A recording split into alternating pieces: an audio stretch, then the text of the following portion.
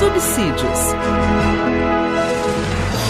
Lições Bíblicas Adultos. Deus, eu quero complementar a todos com a paz do Senhor Jesus. Você está no canal Rascunho DVD. Eu sou o pastor, professor Edivaldo Pereira. Nesta oportunidade estaremos comentando a lição de número 10. Estamos chegando aí já ao final do trimestre, já chegamos no mês de dezembro, né? Estamos terminando o ano, né? E assim sucessivamente. Nesta oportunidade, a lição de número 10, estamos já concluindo esse trimestre, né? Lição da classe dos adultos, que tem uma proposta interessante, né? Que vai nos falar da segurança divina, né? O Senhor nos segura, nos guarda, né? Porque os anjos do Senhor, aos anjos dará ordem ao teu respeito, para te guardares em todos os teus caminhos. Salmo 91, versículo 11 é o texto áureo. Nossa lição, o título geral é As promessas de Deus. Confie e viva as bênçãos do Senhor, porque fiel é o que prometeu, né? Quarto trimestre de 2024, né? E na lição de número 10, a proposta da leitura bíblica em classe, ela está inserida em Efésios capítulo 6, versículo de número 10 a 17, que coaduna com Salmo 91, versos de 1 a 8. Nós vamos trabalhar essa proposta e com certeza será uma bênção. Você que está passando aqui pela primeira vez, se quiser e gostar, se inscreva no nosso canal, deixe o joinha, ative o sininho para receber as notificações dos próximos vídeos. Todavia, toda semana nós postamos aqui 2 vídeos, toda semana. Um da classe dos adultos e outro da classe da juventude, dos jovens, né? E o título da nossa lição é a promessa da proteção divina, não é? E temos aqui um texto crasso, quando vamos falar sobre essa questão, que é o Salmo 91, né? Para muito, o Salmo 91 virou idolatria, né? E assim sucessivamente. Então, para outros, é realmente um salmo interessante e com muita devoção, né? Só a título de curiosidade, o Salmo 91 não tem título, nem também sabemos definitivamente quem é o autor desse salmo. Ele é descrito pela cristandade, pelos judeus também, como os salmos do livramento divino, né? Esses salmos, ele é um salmo para tempos de perigo, né? Quando estamos expostos ou cercados, quando desafiamos a potência do mal, né? O Charles Swindoll, ele diz que este salmo é um salmo de guerra, e descreve um campo de batalha porque transmite uma atmosfera de ataque do inimigo diário e opressivo. Então, muitos usam esse salmo de forma mística, mas sem qualquer proveito espiritual, né? Colocando-o aberto na sala de estar, como se o ato fosse afugentar os espíritos malignos, coisas pertinentes, né? Coisas parecidas. E proteger também a família, os males que nos espreita, né? Que nos espreita, longe de lançar a mão desses expedientes e sincréticos que temos aqui. Devemos nos deter nas promessas de Deus aqui exarada, que é a promessa de proteção. Não há um salmo mais alegre do saltério do que o Salmo 91. O Salmo 91 é uma versão antiga da convicção triunfante. Se Deus é por nós, quem será contra nós? É Romanos 8, verso número 31. Mas quais são os privilégios que temos em Deus, né? Dentro dessa proposta, nós temos aí a nossa lição, que tem 3 tópicos, está dividido em 3 tópicos. Primeiro, nós temos aí a introdução, depois vem o primeiro tópico, que é a proteção espiritual contra o inimigo. Depois nós temos também o segundo tópico, que é a maravilhosa proteção de Deus. E por fim, nós temos o tópico de número 3, que é promessas e proteção. É sobre isso que vamos tratar dentro desta lição, né?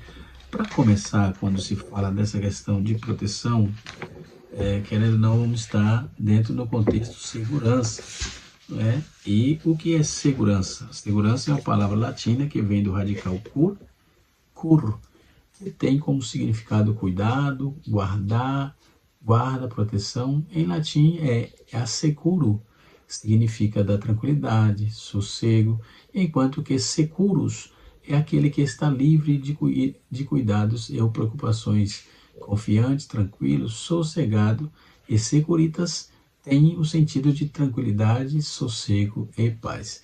No nosso dicionário da língua portuguesa, nós temos a palavra segurança, que é apresentada aí no seguinte significado: ação, o efeito de tornar seguro, estabilidade, firmeza, seguração. É uma ação, o efeito de assegurar, garantir qualquer coisa, garantia, finança, calção, estado, qualidade ou condição de uma pessoa ou coisa que está livre do perigo e da incerteza, assegurada de danos e riscos eventuais, afastado de todo o mal, né?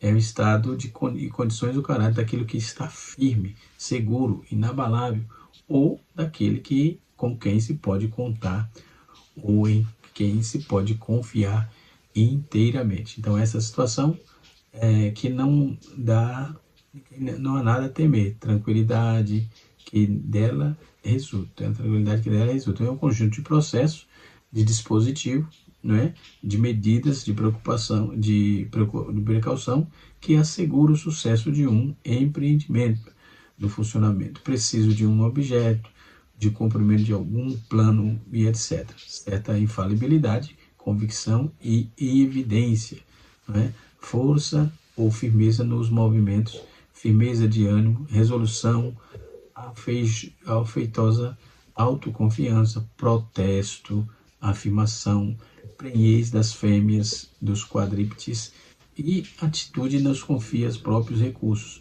presença do espírito, autodomínio, né? Que geralmente é aliada à certeza de que pertence a um grupo social valorizado ou de ser respeitado em seu grupo social. É estado em que está a satisfação de necessidade e desejo que se encontra. Aí está a definição um pouco abrangente da palavra segurança, né?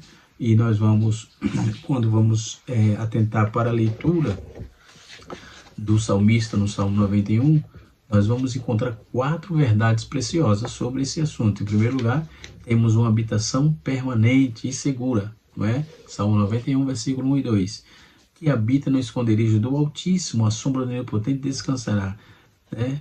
Diz ao Senhor, meu refúgio, meu baluarte, Deus meu, em quem confio, rico ou pobre, doutor ou analfabeto, aristocrata ou plebeu, jovem ou velho, enfim, todos que habitam no esconderijo do Altíssimo, descansa a sombra do Onipotente, não é?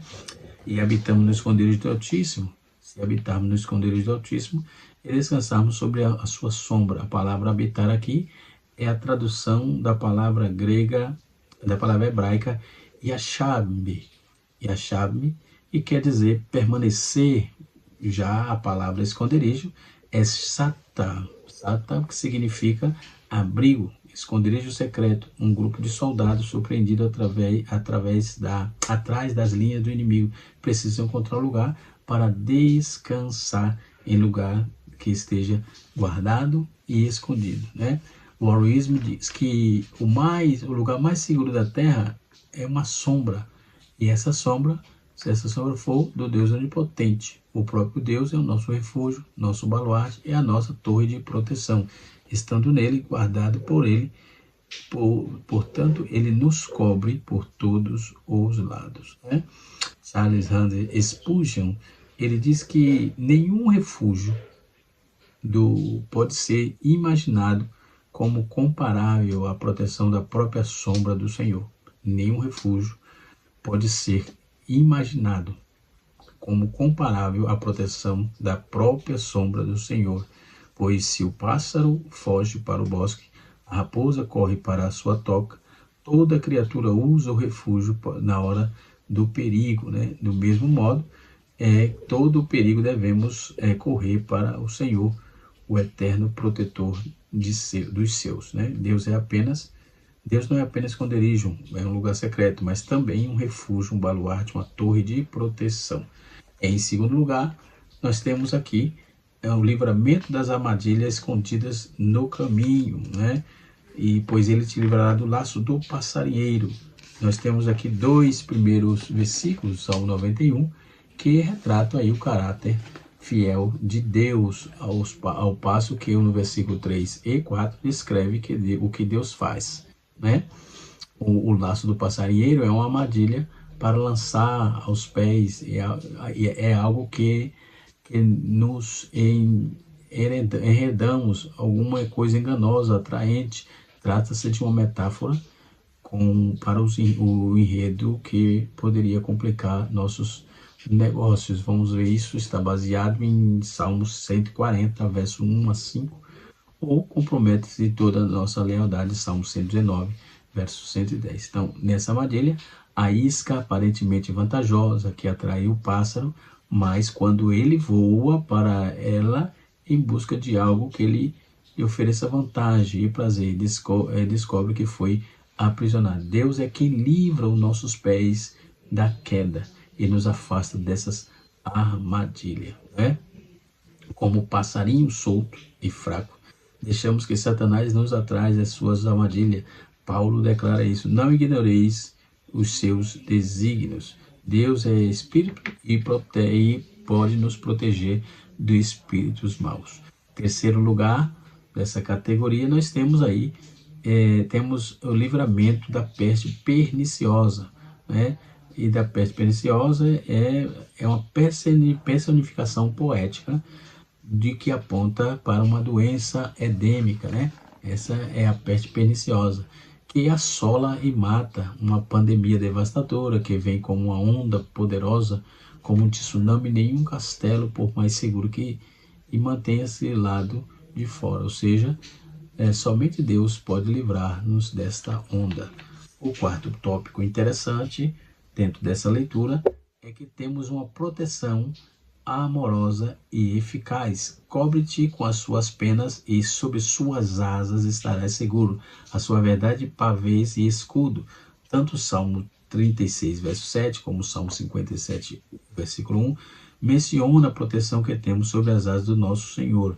Quando a galinha percebe a chegada de uma tempestade, chama seus pintainhos e protege debaixo das suas asas. Deus, sendo onipotente, e ao ver as rajadas de vento, os perigos tenebrosos, nos encurralando aí, nos atrai para baixo de suas asas, né?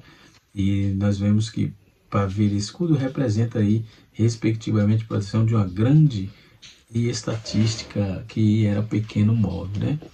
Charles Swindoll, ainda nos seus comentários sobre o Salmo, ele diz que a palavra hebraica para escudo indica uma barreira de proteção que é suficientemente grande para proteger o soldado das chuvas de flechas, né?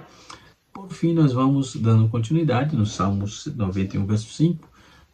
Nós vemos 5 de verdade interessantes. Primeiro, temos o livramento dos terrores dos assaltantes em nossas almas, que assaltam nossas almas, né? Não te assustará do terror noturno e nem de seta que voe de dia. O medo é um inimigo terrível e é mais do que um sentimento, é um espírito atormentador, conforme está escrito em 2 Timóteo, capítulo 1, verso de número 7. Nesse segundo destaque, nós temos o livramento dos perigos invisíveis, visíveis e invisíveis, nem da peste que propaga nas trevas e nem da mortandade que assola o meio-dia. A peste que se propagam nas trevas e a mortandade que assola ao meio-dia. Somos impotentes, né, para enfrentar ambos os perigos, né? Portanto, nenhuma posição social pode nos blindar e nenhum conhecimento por mais robusto que ele seja, pode nos dar proteção. Depois destacamos o terceiro tópico interessante, é que temos o livramento singular. Cai 1000 ao teu lado e 10.000 à tua direita, mas tu não serás atingido. Somente com os teus olhos contemplarás e verá o castigo do ímpio, né? Tem um comentarista chamado Alan Harman. ele diz que o uso de 1000 e 10.000 de frases paralelas é típico da poesia hebraica, né? Nós vamos ver isso em Juízes, capítulo 10, capítulo 20, verso 10, em 1 Samuel, capítulo 18, e Salmo 144. Isso importa quantos caia antes dos ataques do inimigo e das enfermidades. O salmista assegura ao seu leitor que Deus os guardará em segurança. Outro tópico interessante é que temos nossa casa protegida de toda praga. Pois disseste, o Senhor é meu refúgio, fizeste o Altíssimo da tua morada, nenhum mal te sucederá, praga nenhuma chegará à tua tenda. Quando fizerdes de Deus a nossa morada, Deus vem morar em nossa casa, não é? Depois nós temos aqui também o último, quinto tópico interessante, é que temos a escolta dos anjos em nosso favor, porque os seus anjos dará ordem ao teu respeito para que te guardem todos os seus caminhos. Eles te sustentarão em suas mãos, para que não tropeces em alguma pedra.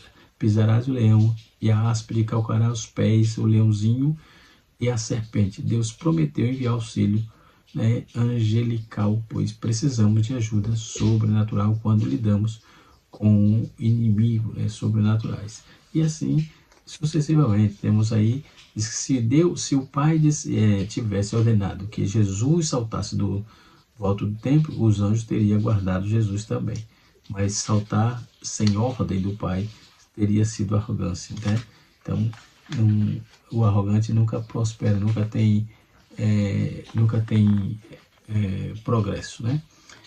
Os servos de Deus não saem, os servos de Deus não saem desta batalha meramente como sobreviventes, mas sobretudo como vencedores que se calcam os pés os inimigos mortíferos, né? Deus abençoa todos, nos ajude sempre e assim sucessivamente. Nós vemos que o próprio Deus fala em 3 últimos versículos, né?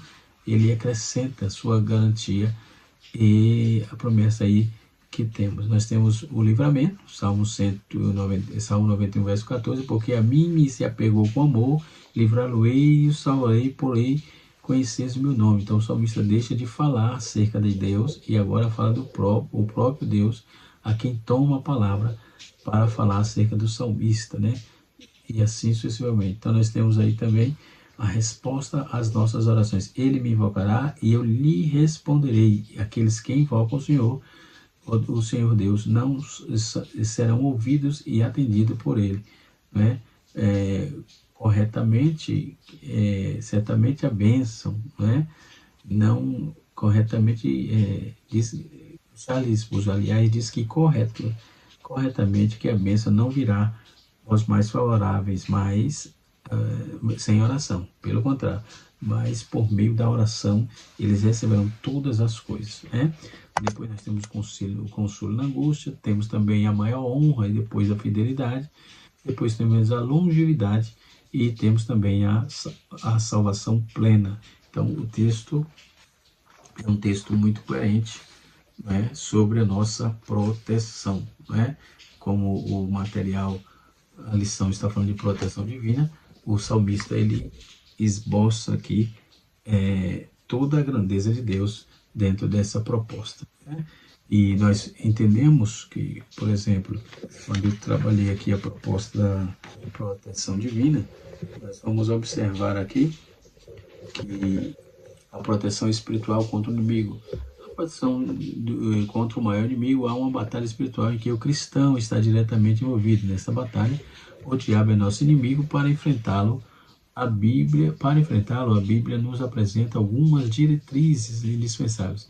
No capítulo 6 da Epístola de Efésios, Paulo revela alguns ensinamentos muito importantes, né? E assim ele vai trabalhar a armadura de Deus, né? Para que possamos estar firmes contra as astutas ciladas do diabo, né? Então, nós vemos aqui há uma advertência, há uma segurança em Deus, né?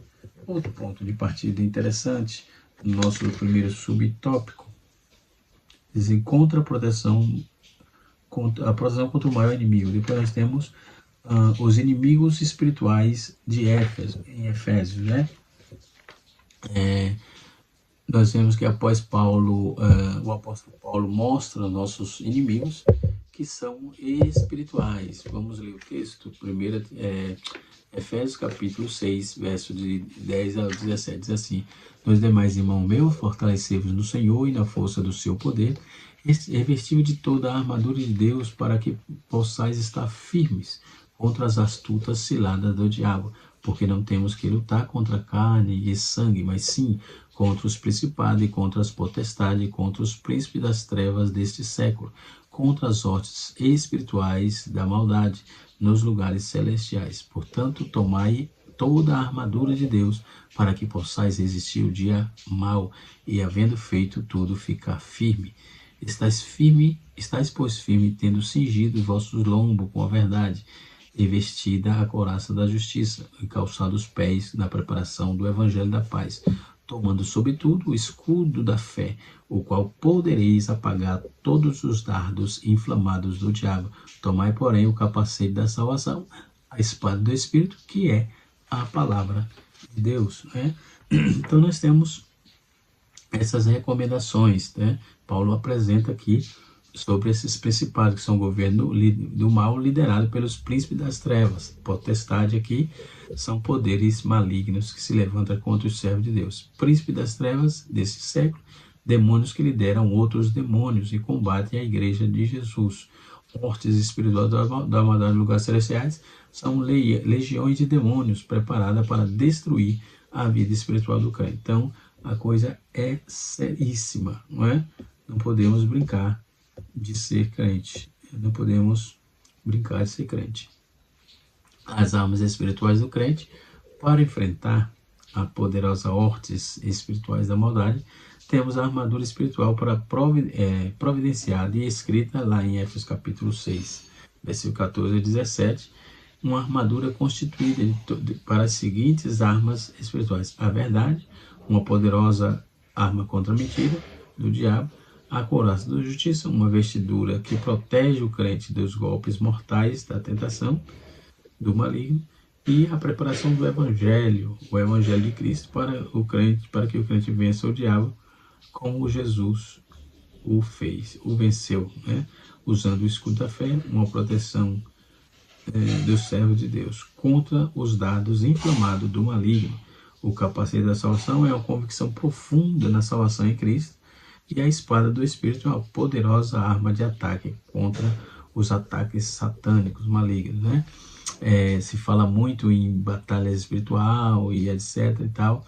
Paulo, ele emprega o texto escotos para se referir ao reino satânico, né? Ele especifica os principais agentes do reino das trevas, né? E conclui dizendo que eles formam as hortes espirituais da maldade.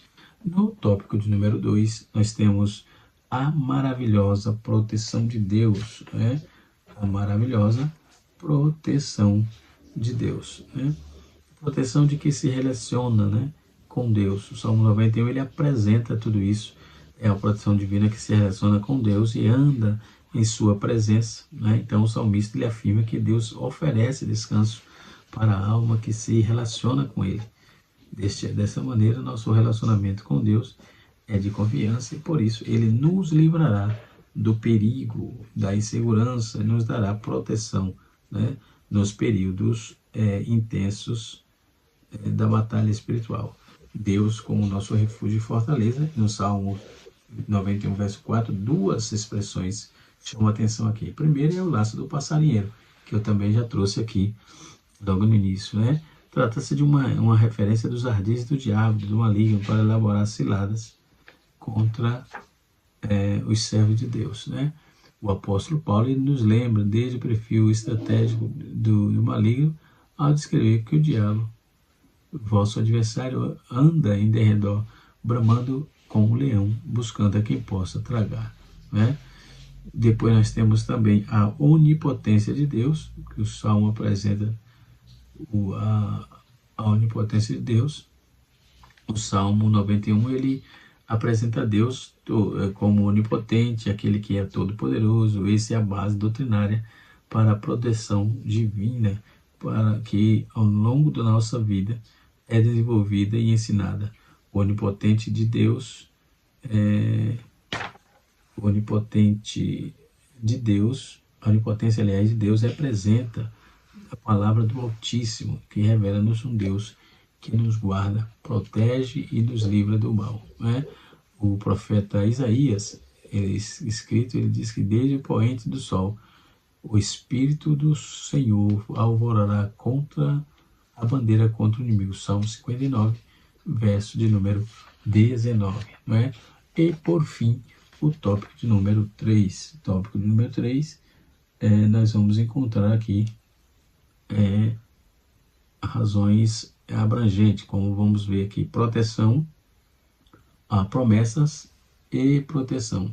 Os inimigos serão derrotados ao longo da história. Muitos inimigos têm se levantado, não é, contra a igreja, contra o Senhor. Muitos inimigos têm se levantado contra os planos de Deus para a sua salvação. Contudo, há uma proteção gloriosa, né? Há uma promessa gloriosa relacionada com a doutrina das últimas coisas, que todo império, potestades e força, né, do mal operam contra o mal serão aniquiladas. Jesus colocará todos os inimigos debaixo dos seus pés. Né? Então, nós temos uma segurança em Deus. Né? Nós temos uma segurança em Deus que Ele tem nos guardado até aqui. Né? A segurança e a vitória para quem teme ao Senhor. Hoje, em nossas vidas cristãs, podemos assegurar que a vitória em Deus, por isso devemos orar ao Senhor, buscando a proteção antes de sair de casa para realizar suas tarefas diárias.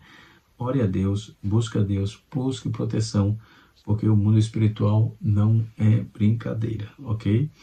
Depois nós temos aí a abrangência da proteção de Deus, né, que se expande para todos os homens, e assim sucessivamente. Então nós temos fatores interessantes, muito interessantes sobre essa proposta bíblica, né? Nós temos valores inestimáveis dentro desse fator racional dessa nossa lição, ok? Então podemos observar que a proteção do autismo só proporciona segurança, nos proporciona segurança aos filhos de Deus, aqueles que se colocam pela verdade, sob a vontade e proteção do Onipotente. Né? Então, vejamos que é um fator interessante, preponderante para nosso desenvolvimento, né? E assim aprendermos mais da palavra de Deus. Né? Assim aprendemos mais da palavra do Senhor. E podemos observar que dentro desse contexto, essa abrangência dessa proteção, o salmista ele é enfático, né, quando ele trabalha dentro desse contexto de uma abrangência contundente, para que possamos entender que o Senhor tem guardado o seu povo constantemente. O Senhor tem guardado o seu povo, né? O apóstolo Paulo ele vai trabalhar essa proposta no Efésios 6, né? No versículo 12, é um texto crasso, né? Um texto muito conhecido, né? Que está dizendo sobre a proteção de Deus por meio do Senhor e Salvador Jesus, né? Por meio do nosso Senhor e Salvador Jesus, que é poderoso. Ele é poderoso para nos guardar constantemente, tá? Então, essa expressão lugares celestiais ou regiões celestiais, no presente contexto, chama atenção, pois ela indica aí o céu, parece indicar o céu, o lugar onde Cristo habita, não é? A morada dos crentes, não. No entanto, o apóstolo acrescenta contra todas as hortes espirituais no lugar da maldade, nos lugares celestiais. Então, o termo aparece 5 vezes no livro de Efésios, capítulo 6. Em nenhum outro lugar no Novo Testamento ele aparece, tá certo? Então, são curiosidades pertinentes que nos aponta um caminho, uma direção, né? Uma direção. E assim chegamos ao fim do nosso comentário. Espero que você tenha gostado, né? Para poder ouvir, não ficar muito grande, né? E você conseguir aproveitar bem a sua aula. Deus abençoe a todos. O canal Rascunho DBD é ensinando para transformar vidas.